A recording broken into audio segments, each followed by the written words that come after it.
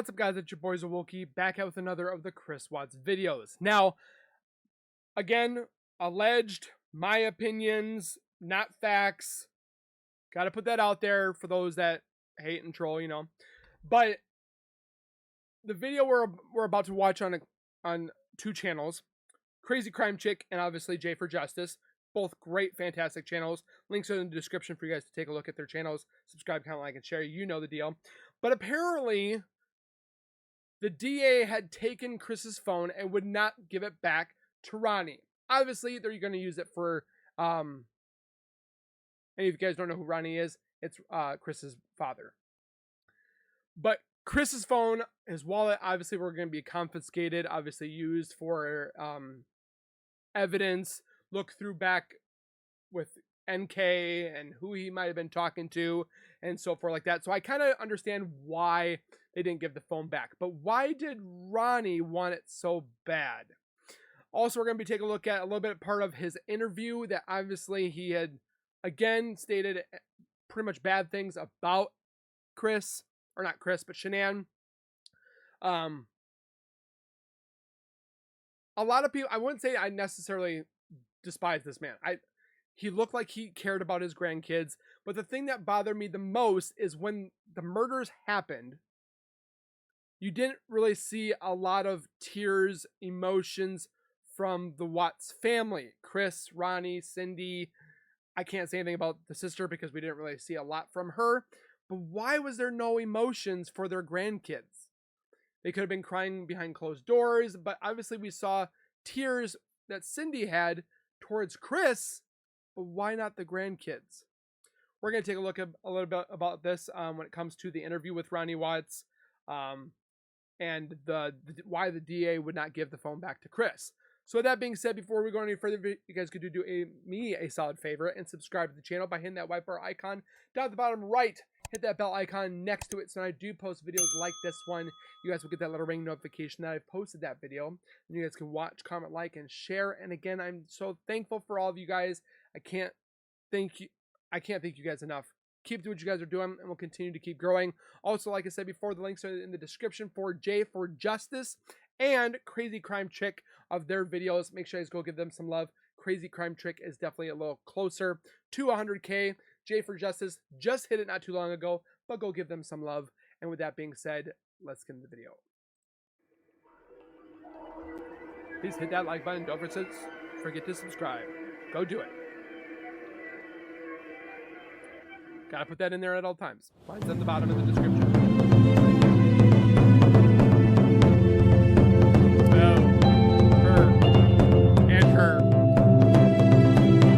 She was put to death. He died in prison.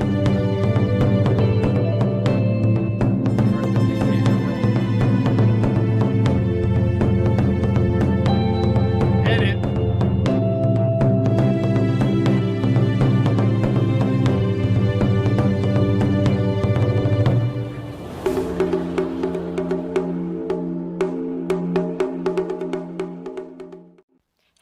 Before we go any further, I do believe that Ronnie and Cindy knew about NK. Did they know of her?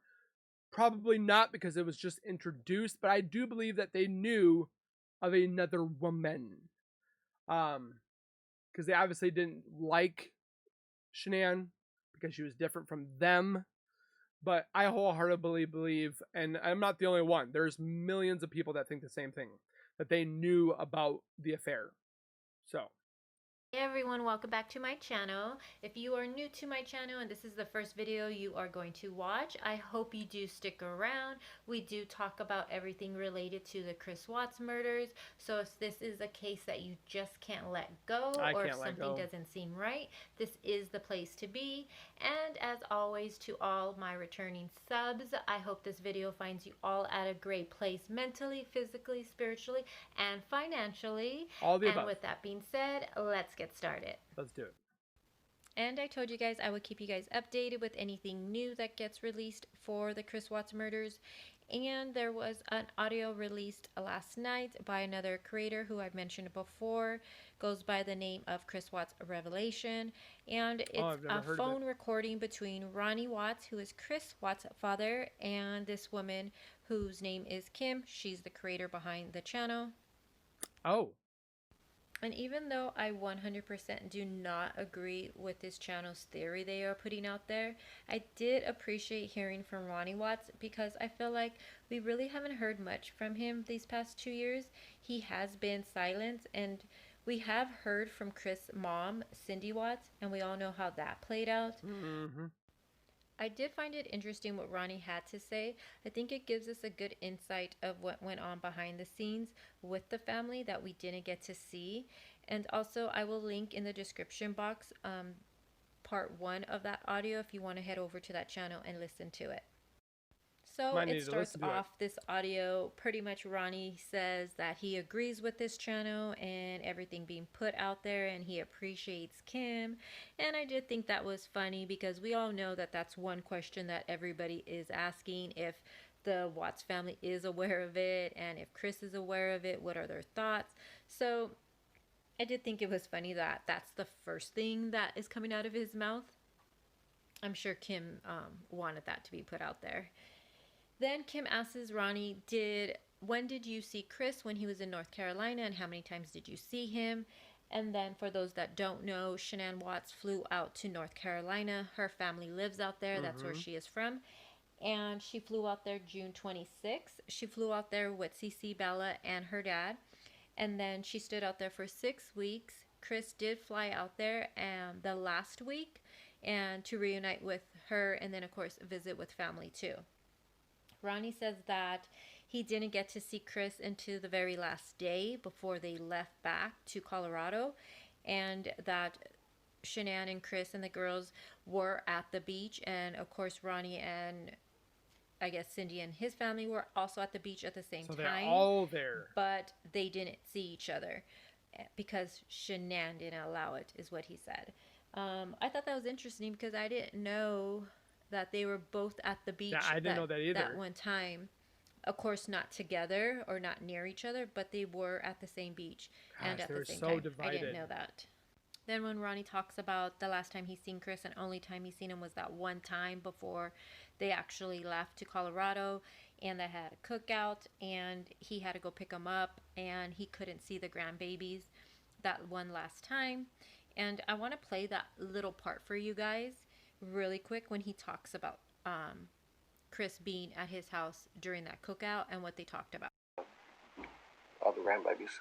And we cooked out and just sat around and talked and stuff and hung out on the porch. And that's when he told me that she only knew that they wanted to get a divorce.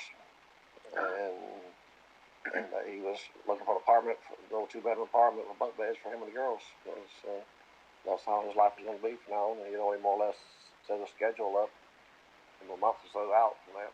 So If he's talking about a divorce, I guarantee, my opinion, that he's telling them about NK. That I found somebody else and so forth like that. You can't tell me that they didn't know. a work schedule, and you'd have them, 1 week, you'd have them the next week, type thing. So you guys did know he was getting separated or getting a divorce? Well, that's the first we've heard of it. That she already knew about it, and actually the house is already for sale on the market. In the beginning of that audio, did Ronnie say that Shanann only knew about getting a divorce? And if he did say that, what else did Chris tell Ronnie that Shanann didn't know about? Possibly the mistress? I think so. Then Kim goes into the letter that Chris wrote in North Carolina while he was at his parents' This is house. such bull crap. And I was really disappointed that Ronnie didn't go into more details of why this letter came about. I wanted to know, did anyone tell Chris to write this? They tried to purposely blame Shanann because she's gone. So they were trying to blame the victim so Chris could get out. And what was Chris telling the family that this letter came about? Ronnie just goes and starts talking about the whole Netgate incident. He said that Shanann and Cindy got in a couple of arguments, one being when Shanann thought Cindy was trying to give Cece nuts, and he says in reality it was ice cream, vanilla ice cream. It still And had he also peanuts brings in up it. another time where prior to that, Shanann and the girls were at the house at Ronnie's and Cindy's home, and Cindy had a hair appointment, went to her hair appointment, and then after the hair appointment, she went to go visit Ronnie at work to go sign some paperwork, and she had left her phone at the hair salon. So then allegedly Shanann calls Ronnie and is really upset, saying something like, "You leave me here for 5 hours with these kids." I'm not sure if that's Ronnie's way of explaining Shanann maybe acting erratic. I'm not too sure. My own personal opinion when it comes to this letter is that I think Chris was in North Carolina trying to make Shanann seem unstable to his family. And if you're like some who believe that Chris was going to set it up where Shanann's car was at the service site Make it look and like an Shanann and the girls explosion. be in the car, an explosion would happen. I think this letter would tie into that. I think so too. I Then wholeheartedly Kim believe asked that. Ronnie, "What did you think when you first heard about Shanann and the girls missing?" And Ronnie said he just thought she took off with the girls to punish Chris. They that keep that is saying something that she would do. But it was no red flag, I'm guessing, to Ronnie. And then she asked about, what did you guys talk about when Chris picked you up from the airport? And what she means is that on August 15th, we do know that Chris in the morning went to pick up his dad. His dad You couldn't flew tell me that they from didn't talk in North there. Carolina to Colorado because Shanann and the girls were missing. Ronnie says that one thing Chris was saying that he didn't catch was that law enforcement was trying to call him and Chris kept getting failed phone calls. I just think it's funny that all of a sudden Ronnie remembers that, because Kim has said before that the only thing Ronnie has told her was that he said Chris said that he wished he just would have went to the Rockies game. That's what that conversation in the car was mostly about, and then I think about sports. But now he's remembering Chris said that. I don't know. I tell my parents a lot of things, especially my dad. I tell him a lot. I confide in him quite a bit. So you cannot tell me that Chris didn't do the exact same thing to Ronnie. I would never murder my family, but I'm just saying, if something happens in my family, I definitely go to him for his advice, his opinion, because I value it. So I guarantee Chris did it with Ronnie. I just wholeheartedly believe it. It's just funny to me they were because I just inseparable, made that apparently. video about Chris hanging up on law enforcement. He does bring up again that Chris said that he wished he just would have went to the Rockies game on that Saturday night. And for those of you that don't know what Saturday night was, obviously it's the day before the murders. And it was also date night between Chris and the mistress. And Chris also says this in the Wisconsin interview, that he wished he would have just went to the Rockies game and not went on that date. And he also says something that date probably changed everything. Maybe a light switch would have went off in his head or in the mistress' head. Something like that, he says. But you couldn't tell me the 6 weeks that you were gone in North Carolina. Well, he wasn't there for 6 weeks, but he was there at the end part of it. But you couldn't tell me with him going to North Carolina didn't snap him awake and say, hey, maybe I should stay with my family or I should fix this or whatever. And then Nicole saying, oh, maybe you should go there and fix it. She didn't say that. She just gave him an ultimatum kind of thing. Like, if you go there and fix it, we can't be together. Oy vey, this case just keeps getting more tumbly down in the rabbit hole. But I just feel that that night, whatever was discussed at that date, it Signed, sealed, Shanann delivered and it. the girl's fate. It did. Kim then asks Ronnie about when they were in the police station, was there anything that was redacted from the audio? And Ronnie says, yes, there was something that he remembers and that sticks in his head. And I'm going to play that little part for you guys. Yeah, because when we was talking, when he told me what happened, and actually told me where the girls were at, and he said, Dad, I could not put them with her after what she did to him. And then right after that, he said she was evil. So they obviously didn't, like, they redacted that and didn't release it to the public. So everyone. That's something I say to my mind when he said, when I found out where the girls were at, he said, Dad, I cannot put them with her after what she did to them.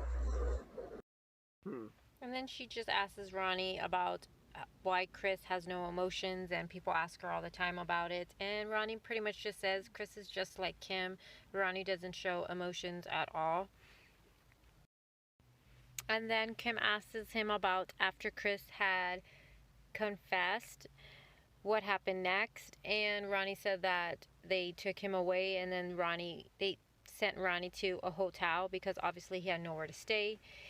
And the next morning he did call to try to speak with Chris or find out information like what's going to happen, where is he, and that he was given no information, and that they told him he couldn't speak to Chris, and they didn't even tell him where Chris was at.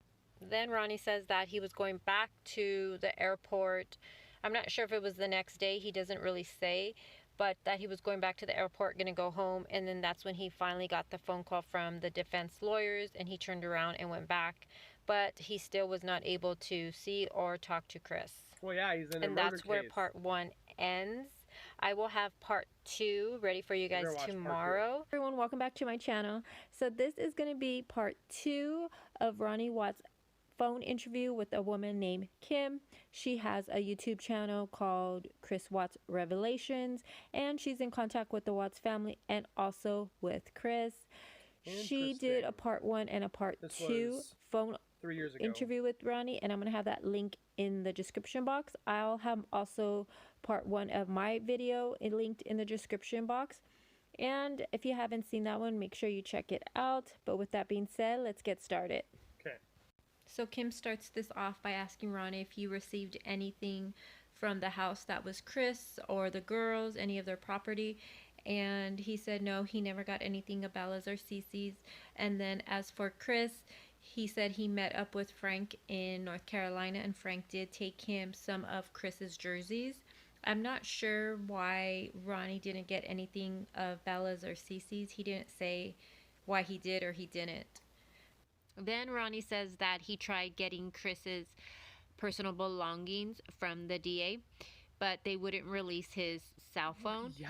And they did send him his wallet, and he has been asking for the cell phone, but they won't release it. And then the DA told him because they seen on People magazine that Chris was gonna appeal his case, so they're not returning the phone now. So I thought that was kind of odd that one, the DA is looking for information through People magazine, and two, for a lot of you that will say, well, it has evidence on it, they're not going to return it. If you guys think about it, law enforcement already wiped his phone for any evidence that was on there. That's put away. So there's really no need for them to continue holding on to the cell phone. Then Kim asks Ronnie about the night of the sentencing and what happened. And I'm going to go ahead and play that part of Ronnie's interview. Another thing, the night before the sentencing, we actually got to see the assistant DA. We didn't get to see the assistant DA. So we were to see him that night with the so-called victim's advocate person, and talked to him, and we went in there, sat down with him, and we was talking, and I asked him, what evidence do you have? And he said, well, we have a theory. That's what evidence do you have? He kept saying, we got a theory. He would never tell me what evidence. He never showed us any evidence. He never said he had any evidence. He said, we have a theory. What did you think of that when he said that to you? Well, it was the same song and dance he did in this interview after sentencing. He never would say what he showed us because he didn't show us anything at all. Yeah, that is crazy. So Jean Powers, you mentioned her, the victim's advocate. Well, first of all, you guys weren't recognized as victims from the very beginning, were you? No, not till right before the sentencing. We was at the hotel with her right before we went over. Can they be considered victims?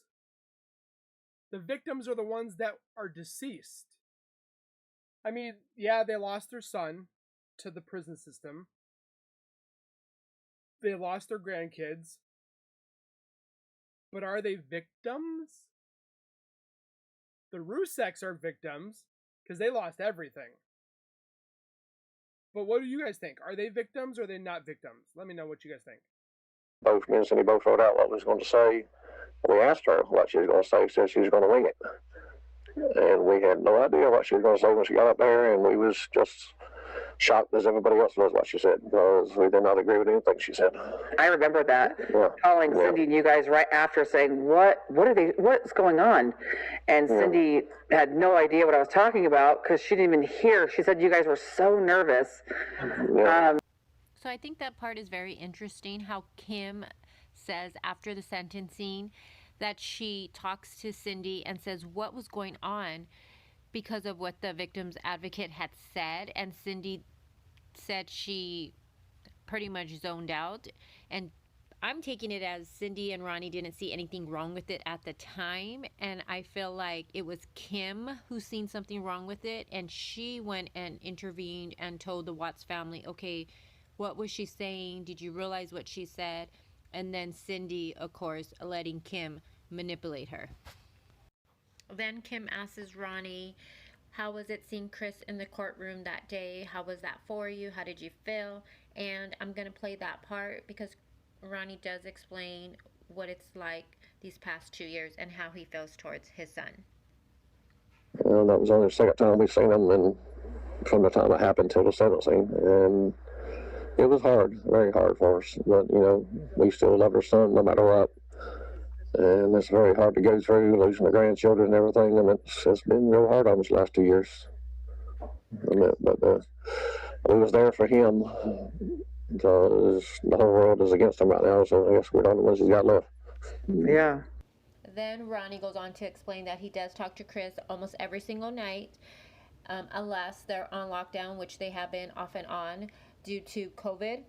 And I just thought when I heard that part, wow, how nice it is that you're able to talk to your son almost every night, while the Ruseks haven't been able to talk to their daughter, or hug her, kiss her for 2 years. And she asks Ronnie, did you guys ever speak with Chris about the plea deal? And did you guys agree to the plea deal? And Ronnie said, no, never. They weren't able to talk to Chris about the plea deal at all. And the night of the sentencing, when they did speak with Chris, they were told not to bring up the plea deal or that conversation would be shut down. They can talk small talk all they want, but I took it as don't bring up anything related to the case or they will be taken out of that room and not being able to talk to Chris. In the case, and one time Cindy did ask him, Chris, if you did not do this, please not plead guilty or accept the plea deal. And he turned and looked at his attorneys. We had some attorneys behind us, and he had no attorneys with him. He turned around and looked at them, turned back, looked at Cindy, and said, Mom, I made my decision. He didn't say I did it. He said, Mom, I made my decision. So they kept telling him it didn't matter if it's 1 or 3, he was still going to get life in prison. And all I was trying to do right then was save his life. She asks Ronnie, were you ever worried about the death penalty? And he says, no, they were never worried about it because when's the last time anybody in Colorado has been put to death? Yeah, but he killed 4 people. This next part might be upsetting for some people. I know when I listened to it, I was like, holy, she just asked that question, and did Ronnie just say what he did?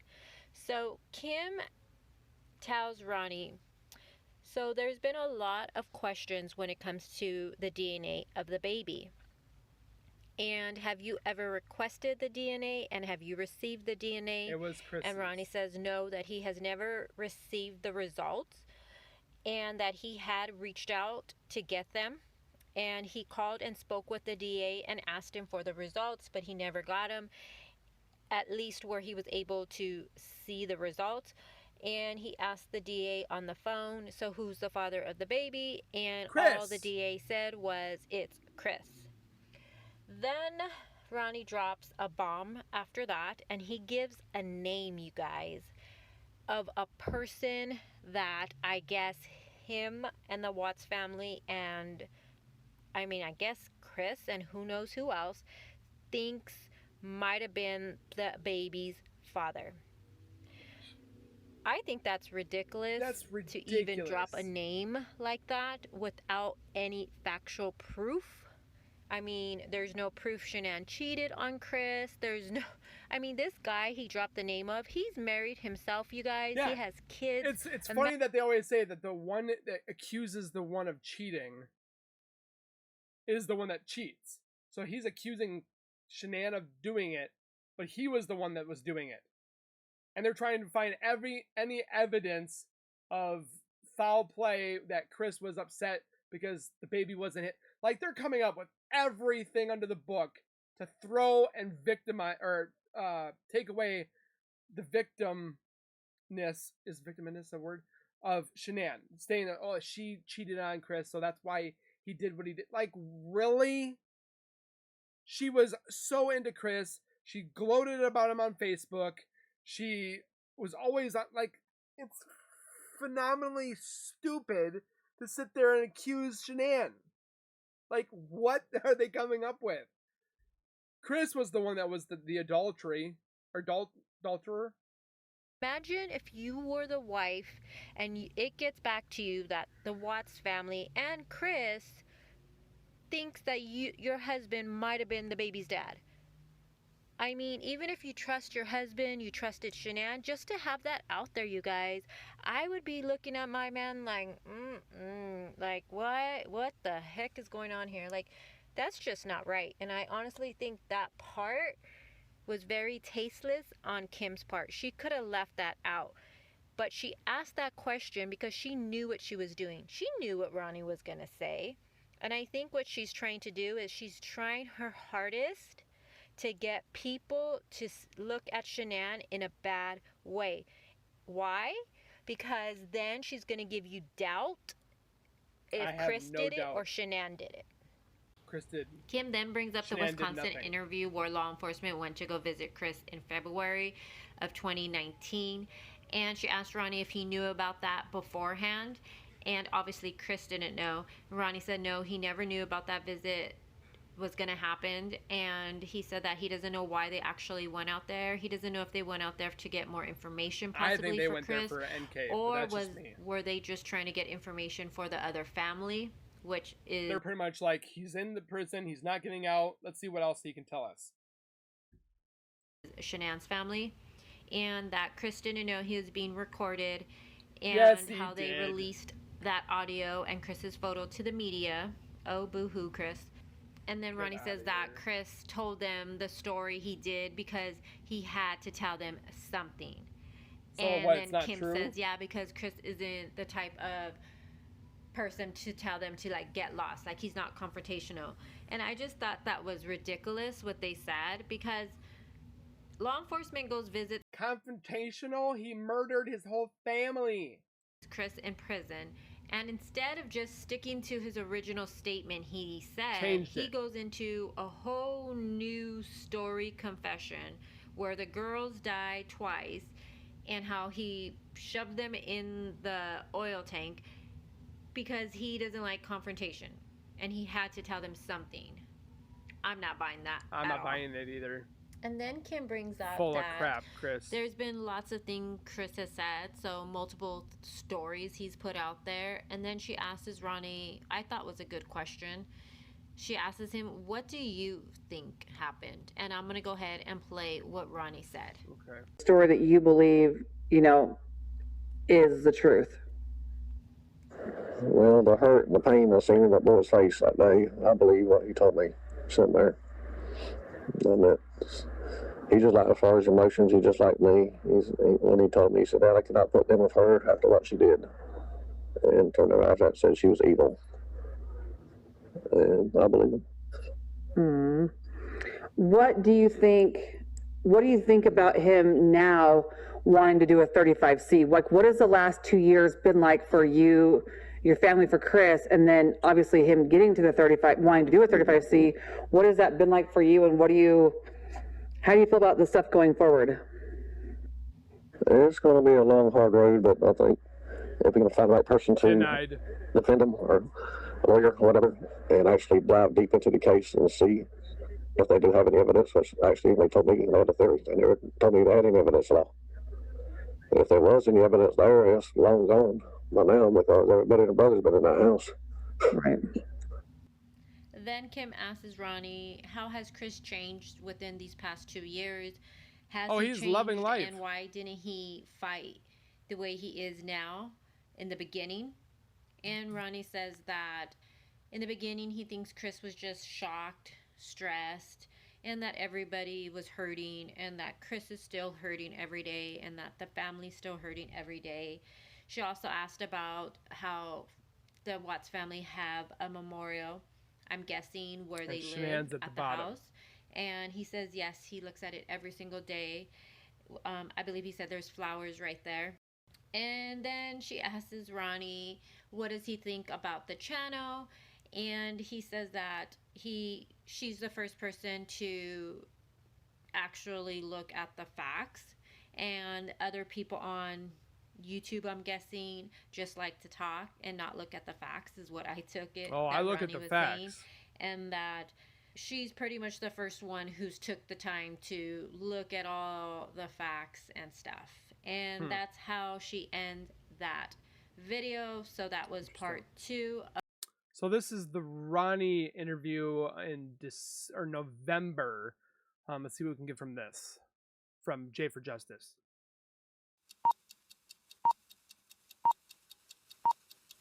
I think there's just hope that she returns no matter what.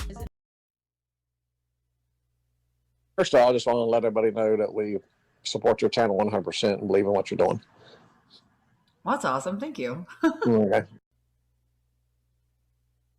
When Chris was in North Carolina, how many times did you see him when he was out there that summer, 2018?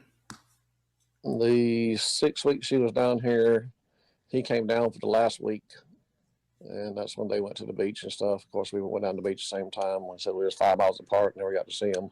Are you So she went out, kidding? and we got to see him one day, the day before they left to go back, more or less. It Okay.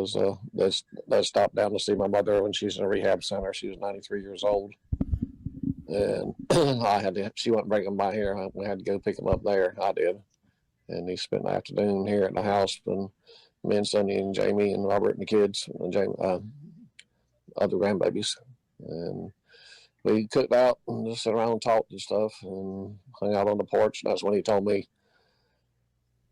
that she only knew that they wanted to get a divorce, and He wanted the divorce. and that he was looking for an apartment, for a little 2-bedroom apartment with bunk beds for him and the girls, because that's how his life was going to be from now on. He'd already more or less set a schedule up from a month or so out from that, so work the schedule, and he'd have them, 1 week, she'd have them the next week, type thing. He was already. So you planning all guys of did know he this. was getting separated or getting a divorce? Well, that's the first we'd heard of it. That Yeah. she already knew about it, and actually the house is already for sale on the Right. market. See, that's a big. I think people don't know that. People don't know that you guys knew that that was even in the works. Yeah, that was the first that's the Oh, first we we'd knew. heard of it. Was that We know. that one day he got to spend with us that week he was down here? We think they know more. And how That was one afternoon actually. how He was he that day when he was with you guys?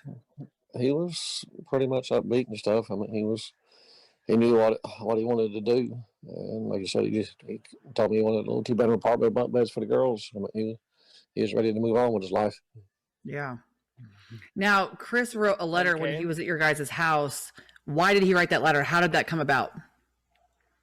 The way Shanann had been acting, the 2 times she'd come down, 2 times she'd visit with us. She, her and Cindy got into it a couple times, basically over minor things. One, which everybody heard about, was the nut gate, where she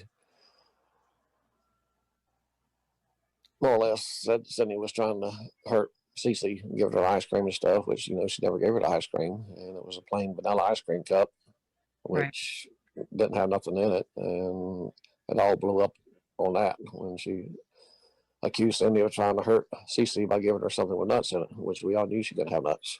Right. But that was, and the time before that, she'd come down twice, 2 weekends in a row.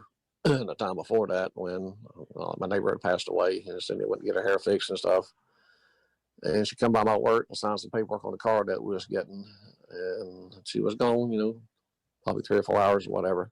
And she called my phone at work, blowing it up, because Cindy left her phone at the hairdresser and had to try and go back and get it, which made her later. And Cindy offered beforehand said, "You want me to go ahead and take you back to 7 pounds now?" I said, "No, I'll just wait till you get done with everything." And she fussing at Sunday saying, "You left me alone with these kids for 5 hours." I said, "Well, they're your kids too. You're not down here for us to watch them 24/7." Right. Yeah. When you first heard that like Shanann and the girls were missing, what did you think? I thought she'd just run off with the kids just to punish Chris for something. I thought she would just run off with the kids somewhere and just punishing Chris for something. That's just the way she is. Right. Mm-hmm. When you picked up Chris from the airport, what did you guys talk about? And did he say anything particular that stood out to you? Not just one thing that really I didn't catch what he was saying. I meant the police department, Frederick Police Department kept calling. One of the detectives there kept calling them. They kept dropping the call. And every time we start talking, he'd call back again. And then Chris would talk to him for a few minutes. They'd drop the call on bad reception or whatever. And he just said one thing, which it didn't make any sense to me at the time. He said, "So I wish I should have just went to the Rockies game that night," which it didn't click at the time. But, right. Now I know. But, so if him saying that he should have went to the Rockies game, they probably were like, "Well, where did you go?" He went out with NK. So they had to have known, right? Right. So when he was talking to the police station, obviously some of that stuff has been released, but is there anything that, I mean, there's parts of it that were like fast forwarded through or redacted. Is there anything that you know that he said to you that wasn't released? yeah, because when we was talking, when he told me what happened, and told me where the girls were at, and he said, "Dad, I could not put them with her after what she did to them." And right after that, he said she was evil. So they obviously didn't like they redacted that and didn't release it to the public. So everyone, that's something kind of stayed in my mind when he said when I found out where the girls were at. He said, "Dad, I cannot put them with her after what she did to them." Yeah, Mm-hmm. that would be a very hard thing to get out of your head for sure. So everyone talks about Chris's lack of emotions. Like explain to people like how emotional you are, how how many times has Cindy seen you cry? Is that kind of just talk about, emotions in your family or how you and Chris are, I guess.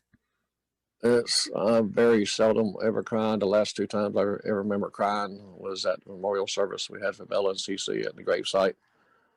I did cry there. And a few weeks later, was at church when I got baptized, and we was all hugging and worshiping with the preacher and everything, and talking. I was crying then. I think that's all. This ain't like a cry like you stub your toe. This is a cry because your granddaughters are gone. Time she's seen me crying probably last 20 years, probably. Wow. And so Chris is, he looks like he's the same way. He seems like he's the same way. Yeah, thanks.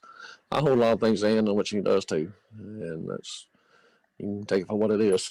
That's why I was brought up. I'm sorry. Yeah, no, I mean, there's nothing to be sorry about. Everyone handles everything differently. So when you left, when you talked to Chris in the police station, so you actually had asked for an attorney at some point, and then when all of that was over, they walked you out. Did they let you come back to the police station the next day and see him again? Like what happened after they walked you out that night? After everything was over, they ended up taking me to a hotel, and because I couldn't stay at the house or anything, so I went to a hotel and I called back and stuff the next morning trying to find out where he was at, where I could see him and stuff. He said, "No, you can't see him." And actually never did tell me where he was at. They said he's not allowed any visitors or anything at this time. So I never got to see him again. I tried 2 or 3 times that day to get up with him. And that's when I was leaving, going back to the airport. That's when the defense lawyers called me. And I turned around and come back and talked to them that afternoon. So it just kind of, again, they're just pointing the fingers at Shanann. Shanann was evil. Shanann was this. Shanann. I mean, again, we can't know for a certainty what happened in the house, but from what we've seen and what we've heard from thousands of other people, hundreds of people that knew Shanann, she was the sweetest person, best mom ever, loved her husband. And then from the Watts side, we get complete monster, like we're talking about a few people that knew Shanann on the Watts side that just didn't like her. but everybody else loved her. So what do you think we're supposed to believe? All the people that loved Shanann and how she was as a mother, or the Watts family? You tell me down below. I think that she was a great mom. She was fantastic. Yeah, she had her quirks, and again, no one's perfect. I'm not perfect. Shanann wasn't perfect. Everybody had their. Chris was far from perfect, but it's just the fact that they just keep not victim blaming, but they keep blaming the victim. Yeah, okay, your son's in prison, but you get to talk to him. The Ruseks cannot. So with the interview and the questions that Ronnie wanted to have, like getting DNA for baby Nico and the cell phone, do you think he was in the wrong, the right? Let me know down in the comments.